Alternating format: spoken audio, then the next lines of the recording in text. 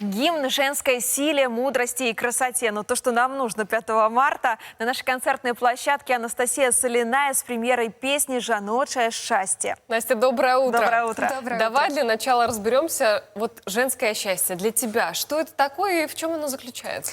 Я считаю, что женское счастье – это такое многогранное понятие, но для каждого свое. Зависит от каких-то личных обстоятельств, ценностей. Но для меня, конечно, это совокупность факторов. Я не могу остановиться на чем-то одном. Это, конечно, благополучие в семье, здоровье близких, самореализация, внутренний баланс какой-то, гармония. То есть это вот мне надо, чтобы все вот это было в достатке для того, чтобы чувствовать себя счастливой. В песне будет про это и рассказано, что должно быть все вместе для того, чтобы получилось жаночее счастье? Или все-таки будет на чем-то сделан акцент? Песня как раз рассказывает о том, что для каждой женщины женское счастье, оно свое. То есть будут описаны женские образы, что для каждой женщины счастье. Песня как бы про каждую из нас. Я думаю, что она найдет отклик у всех девушек в нашей стране и не только. Написала девушка эту композицию?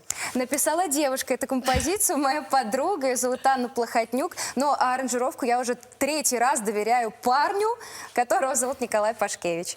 Как появилась вообще у тебя эта композиция? Была ли какая-то цель в преддверии 8 марта именно запустить вот эту песню? Или она сама тебя нашла, а потом уже и 8 марта тут к нам приблизилась? А вот, кстати, история создания этой песни, она достаточно прозаичная. Мы с подругой накануне 8 марта разговаривали о том, что вот в такой год белорусской женщины, было бы символично иметь в репертуаре такую композицию. И тут она мне набирает и говорит: Настя, я написала песню, но кроме тебя ее никто не сможет так прожить, так прочувствовать, как я. Поэтому ты должна ее исполнить. Я послушала, расплакалась и поняла, что ее нужно делать как можно скорее, как раз в преддверии праздника. Будем ли мы плакать сейчас? Или давайте плакать, выяснять. да, только от счастья. Настя, концертная площадка в твоем распоряжении. Ну а мы, друзья, к вам вернемся очень скоро.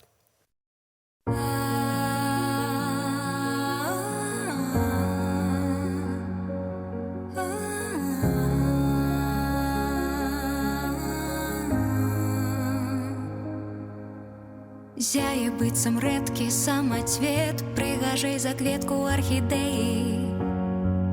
На плячах сваіх трымае свет, увасабляе новыя ідэі. Падуладны ёй любы праект, быць пяшчотнай маці любай жонкай, праяўляць бліскучы інтэлект і спяваць прыгожа чыста звонка. Яна будуе свой лёс, натхняе на перамогі, чтоб новы дзень не прынёс. Яна не сыдзе з дарогі, узняцца на п'едэстал, сям'ю надзейную скласці. У кожнай свой ідэал, сваё жаночае шчасце. На зямлі бацькоўскай працаваць дзеля будучага пакалення, марамі і справай аб'яднаць, моцнай быць і множыць дасягненні. Выбіраць любоў, лясець дазор, пра сяброў і родных клапаціцца, быць шчаслівай, не губляць задор, домам і краінай ганарыцца. Яна будто